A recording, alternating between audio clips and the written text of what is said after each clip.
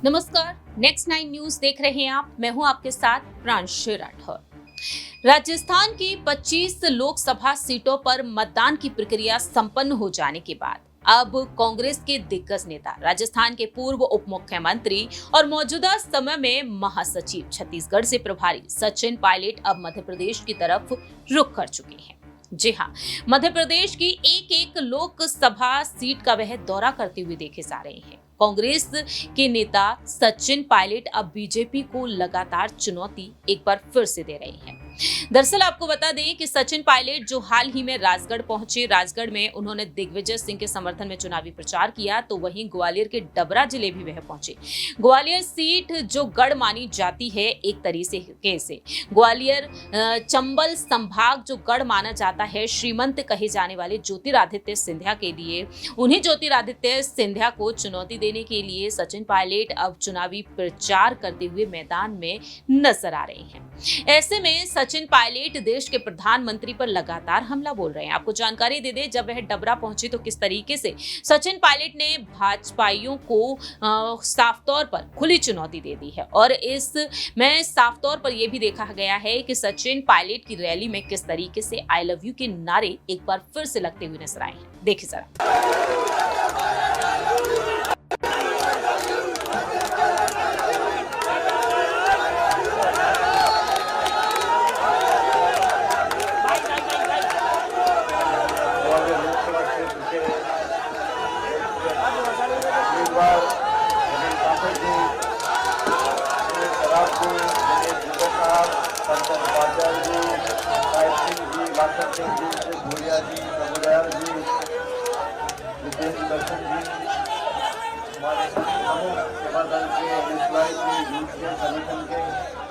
चुनावी सभा में मौजूद नौजवान दोस्तों, आदरणीय बुजुर्गों, प्यारे बच्चों, माता और बहनों, 7 तारीख को लोकसभा के तीसरे चरण का मतदान है और मैं हमारी पार्टी के उम्मीदवार रवीन जी के लिए आपसे आपका वोट मांगने आया हूं। ये चुनाव न सिर्फ मध्य प्रदेश का है लेकिन पूरे देश का है। इस चुनाव में हमें नई सरकार का निर्माण करना है। ये सरकार जो 5 साल तक आपकी सेवा करे, ऐसे लोगों को, ऐसे सांसदों को आपको चुनना है। 10 साल से दिल्ली में जो सरकार है उसको जनता ने चुनकर भेजा था। पूर्ण बहुमत की सरकार 2 बार देश में बनी। अक्सर मैं देखता हूं अखबार में, टेलीविजन में, प्रचार में, होर्डिंग, बैनर, पोस्टर में बहुत सारी बातें बोली जाती हैं। 3 मुद्दों को लेकर 2014 में भाजपा की सरकार बनी थी। वो मुद्दे बड़े स्पष्ट हैं: महंगाई, बेरोजगारी, काला धन और भ्रष्टाचार। इन 10 सालों में बीजेपी की सरकार ने किसान के खिलाफ 3 काले कानून बनाए, नोटबंदी लेकर आए। ये वादा किया था कि किसान की आमदनी दुगनी करेंगे। आप सब में यहाँ कुछ किसान भाई बैठे हैं, आप में से किसी की आमदनी दुगनी हुई है क्या? मुझे काला धन विदेशों से लेकर आएंगे, यही कहा था भाजपा ने, और 15 लाख रुपए जमा कराएंगे। आप में से किसी के खाते में 15 लाख रुपए आया है?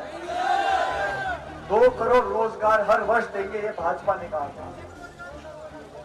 महंगाई आसमान छू रही है, पेट्रोल डीजल 100 रुपए लीटर हो गया। महंगाई कम नहीं कर पाए, रोजगार दे नहीं पाए और नोटबंदी लागू कर दी, जीएसटी लागू कर दिया। 10 साल की रिपोर्ट कार्ड हम सब कांग्रेस जन चुनौती देते हैं। भाजपा की सरकार को 10 साल हो गए, आप 10 साल की रिपोर्ट कार्ड लाकर चर्चा करो और बताओ जनता के लिए आपने क्या काम किया है।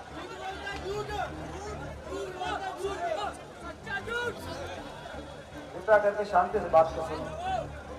कांग्रेस पार्टी का मैनिफेस्टो हम लोगों ने बनाया। जब से हमने मैनिफेस्टो बनाया, किसान को समर्थन मूल्य पर खरीद हो, ये कानून बने, ये कांग्रेस पार्टी ने घोषणा करी। न्यूनतम समर्थन मूल्य पर अगर खरीद होगी तो जो बिचौलिए हैं, काला बाजारी करने वाले हैं, जमाखोर हैं, उन सब की दुकान बंद होगी, किसान की जेब में पैसा मिलेगा। ये कांग्रेस की गारंटी है। एमएसपी पे कानून बनेगा, ये हमने बोला। देश में सबसे गरीब जो परिवार है, देश के सबसे गरीब परिवारों को प्रतिवर्ष 1 लाख रुपए उनके खाते में जाएगा, ये कांग्रेस का आश्वासन है। अगर हम लोग सबसे गरीब परिवार के खातों में 1-1 लाख रुपए देना चाहते हैं तो बीजेपी के पेट में दर्द क्यों होता है? 16 लाख रुपए, 16 लाख करोड़ चंद उद्योगपतियों के माफ कर दिए बैंक के कर्जे। ये भाजपा ने किया है, भाजपा की सरकार ने किया है। हम चुनौती देना चाहते हैं।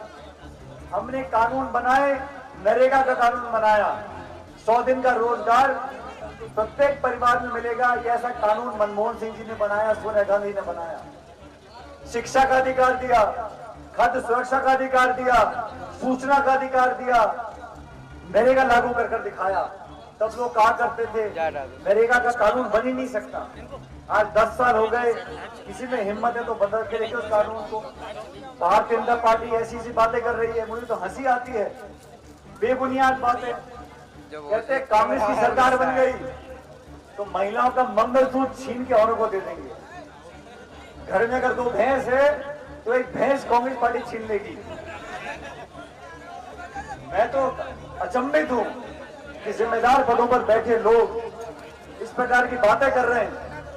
मैं आप लोगों से आज कहने के लिए आया हूं कि कांग्रेस ने किसानों के लिए, महिलाओं के लिए, गरीब परिवारों के लिए, श्रमिकों के लिए, नौजवानों के लिए, इन सब लोगों के लिए हम लोगों ने आश्वासन दिया है। ये कांग्रेस की गारंटी है, घोषणा पत्र में छपा हुआ है।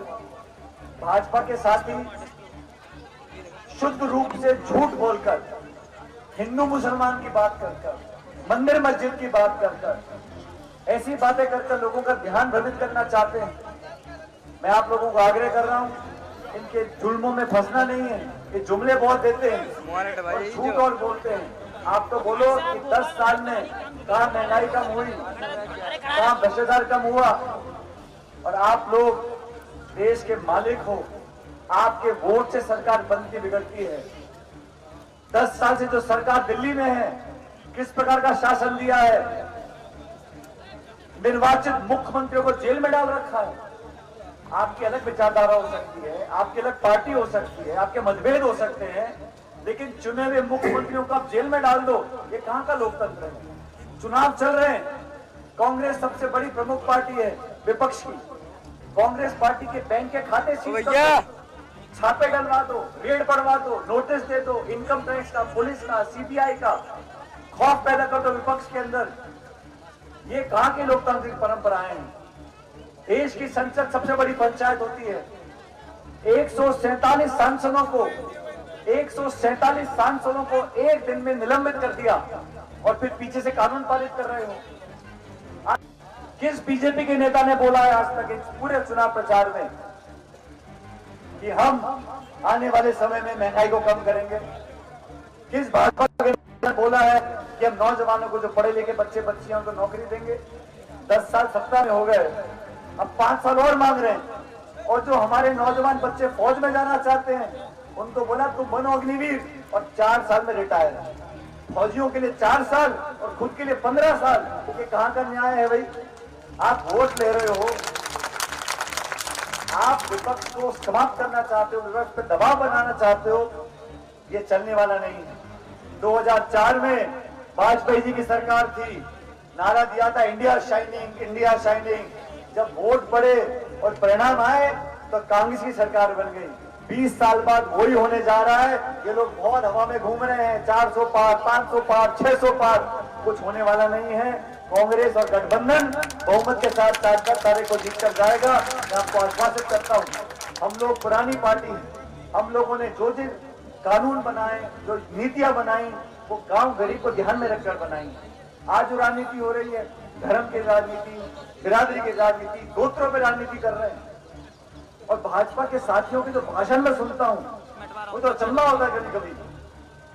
कहते कांग्रेस का घोषणा पत्र, इसमें मुस्लिम लीग की छाप है। मुसलमानों को आप ये देना चाहते हो, वो देना चाहते हो।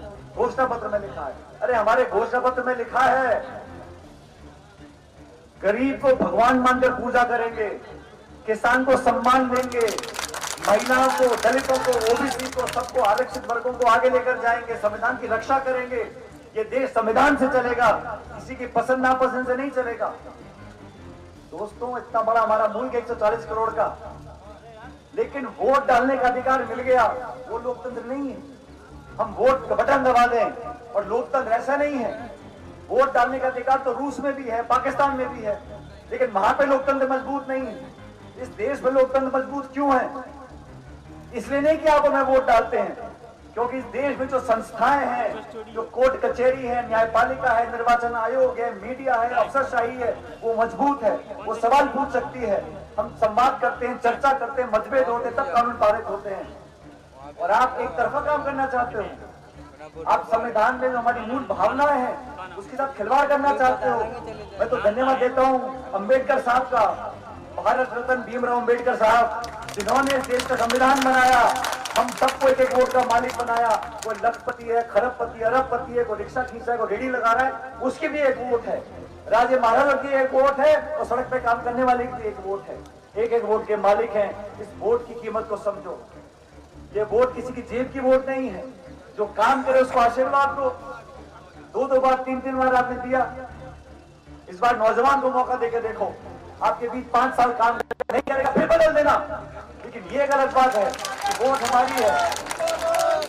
जिस तरह से सचिन पायलट यहाँ पर बीजेपी पर हमला बोलते हुए नजर आए हैं, ऐसे में अब ये देखना होगा कि मध्य प्रदेश की 29 लोकसभा सीटें, और इन 29 लोकसभा सीटों को लेकर पायलट का कहना बीते कुछ दिनों पहले यही रहा था कि हमने जो देखा है, हम जो कैंपेन कर रहे हैं, हमने देखा है कि बीजेपी कहीं ना कहीं कमजोर तो पड़ चुकी है, और इस बार कांग्रेस यहाँ पर जीत हासिल करती हुई नजर आएगी ज्यादा से ज्यादा लोकसभा सीटों पर। मालूम हो कि 19 में जो लोकसभा चुनाव हुए, तब देखा गया कि सभी सीटों पर कब्जा करती हुई बीजेपी नजर आई। लेकिन इस बार देखना होगा कि आखिरकार बाजी कौन मारेगा, क्योंकि अब देखा जा रहा है मध्य प्रदेश की तकरीबन 9 सीटें, जो 7 मई को इन सीटों पर मतदान होंगे। देखते हैं कि आने वाले समय में आखिरकार यहां से जीत किसकी होती है, कांग्रेस या फिर भारतीय जनता पार्टी। 4 जून को नतीजे सामने आएंगे। इस खास रिपोर्ट में इतना ही, लेकिन पायलट की इन बातों से आप कितना सहमत है, कमेंट सेक्शन में बता सकते हैं। तब तक के लिए आप देखते रहिए नेक्स्ट 9 न्यूज।